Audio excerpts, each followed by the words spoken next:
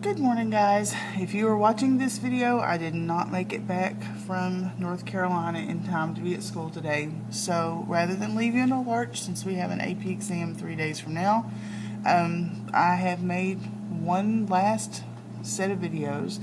The biggie that I'm worried about that we haven't really done yet is just to go back through each of our inference procedures one last time. We know that inference is 40% of the test. It's a big deal, and there's always going to be at least one or two items in the free response that are inference, that are hypothesis testing or confidence intervals. So I'm going to speed you through this pretty quickly, and you may have to pause the video to input data, to read questions, because I'm not going to allow time for that. Just trying to fit it on a 15-minute video at a time. So this first problem that you should have a copy of, if not, pause and let your sub pass out a packet. It's a question about a life insurance company that says that in the past, its policyholders' average life expectancy was 77 years, and they want to know if that's changed. Actually, they want to know if this year they have a longer life expectancy, so that's actually going to be a one-directional thing on average, and the word average is in there, so we know we are in quantitative world. We know we're going to work with means.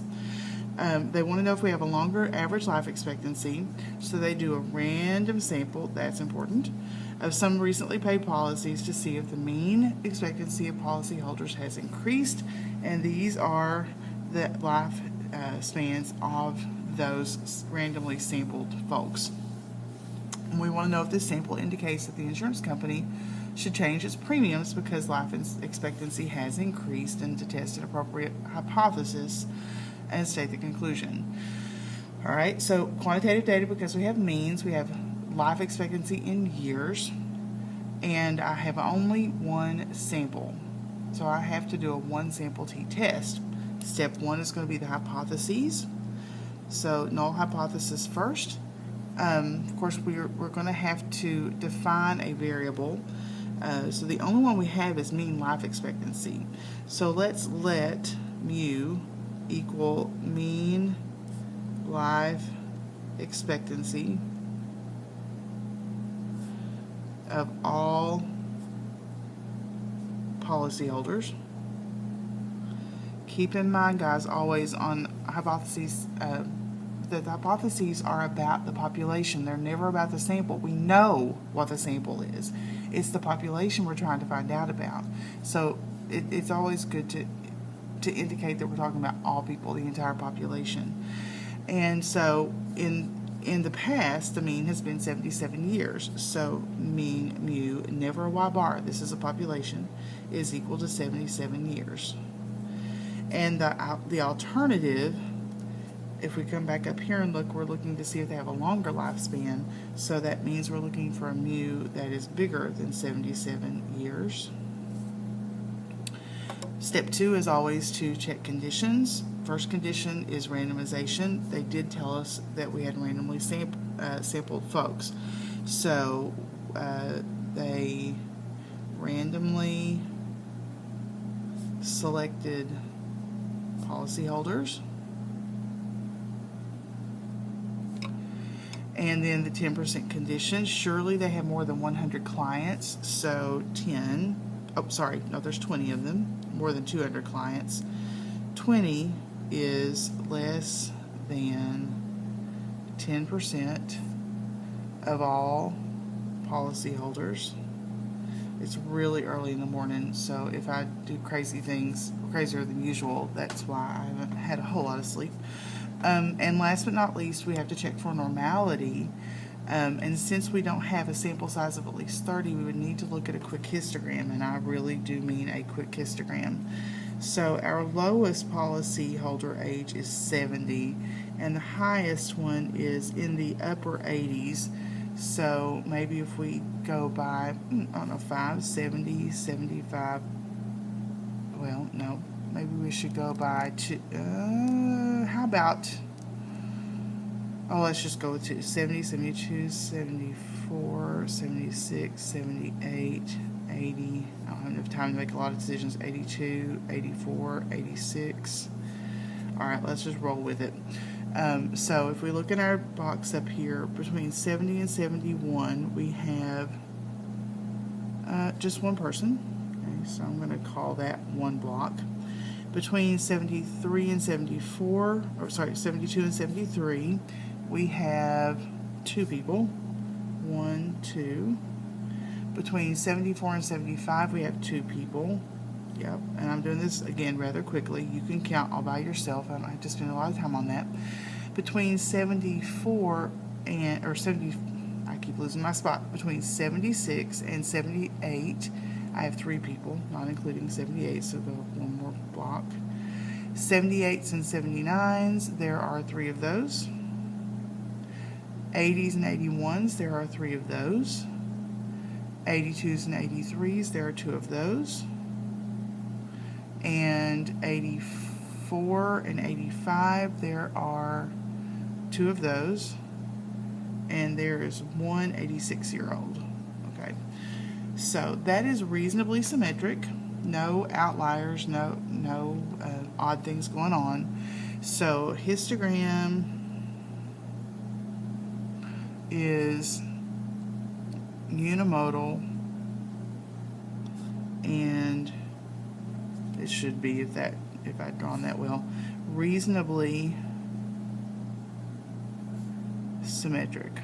Okay, so that's close enough to normal to suit us. So we're going to name our test. So we'll use a one sample t-test.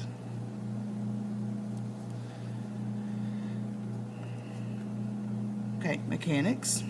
Draw a picture, don't draw a picture. Picture is optional. Mechanics have to include calculations though. But just to get the picture in our head, this is the picture of all possible samples of policyholders of size 20. So these are the means of all possible sample Y bars.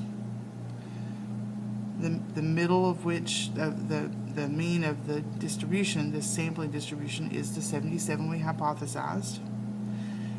And we need to get some Y bars. We've got to find the t-score with 19 degrees of freedom, since we have a sample size of 20. And in order to get that t-score, we're going to need to know our sample mean, and we're going to need to know our sample standard deviation. So I already have my data keyed into the calculator. If you have not done that yet, pause the video, get your data in. If you want to work through it, if you want to just watch, then that's fine, but it wouldn't hurt for you to work through this thing. So after you get your data keyed in, you've got your 20 pieces of data, we want to run a one sample t-test. So I like to do that on a calculator screen, just because it's a little easier to read the whole mess than on a spreadsheet. Menu, statistics, stat tests, t-test is number 2. It's not a special, the one sample and the paired, remember, use the same command for both of those. So number 2 for t-test. We do have the data. If we had summary statistics, if we were given the mean and standard deviation of a sample, we would have used the stats option. Hit OK. Mu sub 0 is the mean in the null hypothesis, so that was 77 years. The list in which our data is stored is, I called mine preem, whatever you called yours. Alternative hypothesis was a greater than, so we'll change that. And then OK to finish it up. So we have a t-score of, oh, we got to skip past that. Let's see. X bar is 78.55. So let's substitute that into the formula. So 78.55 minus the expected mean of 77 over the standard deviation of the sampling distribution, which is S over square root of n. S is on our calculator right here. It's about 4.39. So 4.39-ish over the square root of the sample size of 20, which is, according to the calculator, about 1.58, 1.577. How you round really isn't important. 2 is typical because that's what the little blue book has. That's a fairly small t-score. We're only about 1.5 standard deviations above the mean, so about here. So we're looking to see how interesting a sample that lands there or higher is in a one-tailed test. So we would get a p-value, which is the probability of a t with 19 degrees of freedom being bigger than 1.58.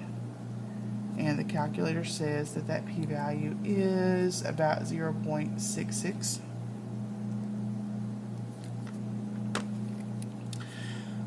Conclude.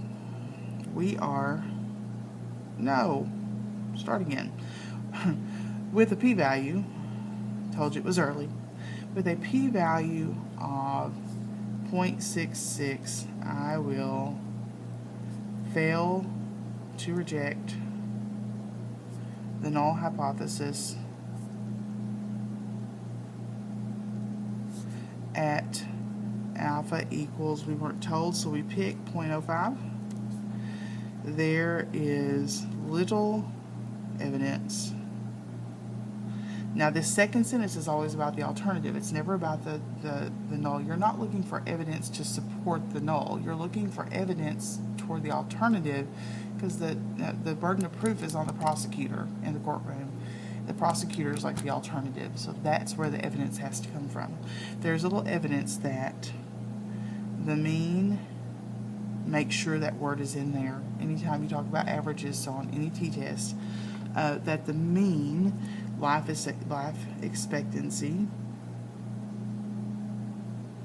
if I can spell and see, is longer. Okay, did that in less than 12 minutes. So we're going to flip down here. Oh, I don't suppose you could see that. Okay, it's okay. I have to keep going because I don't have time to remake a video this morning. For accurate cost determination, the insurance companies want to estimate the life expectancy to within 1 year with 95% confidence. Okay, so quick review of the confidence interval. You check your conditions. We've already done that. You do your mechanics and you interpret. We can do that quickly. Mechanics are, we start with the mean, which was, let's pull this back up, 78.55, 78.55, plus or minus a t-star with 19 degrees of freedom. We're going to have to look that up. S is 4.39 over square root of 20 for the standard error. And I need a t-score. So menu, either probability or statistics, 5 for distributions, inverse t, 95% interval has an area of 0.975, 19 degrees of freedom.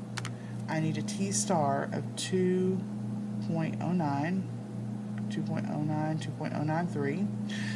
If I run my actual confidence interval, statistics, confidence intervals, t interval, I can run it with data and use the same list because I really don't want to crunch that out by hand. 95% confident. Alright, so my lower bound is 76.49 and my upper bound is 80.61. Again, we've already checked conditions, so we skip to this. This is all the mechanics we need. We are 95% confident that the true average life expectancy of all policyholders is between 76.49 years and 80.61 years. Alright, one down, a couple more to go. I have to change a video.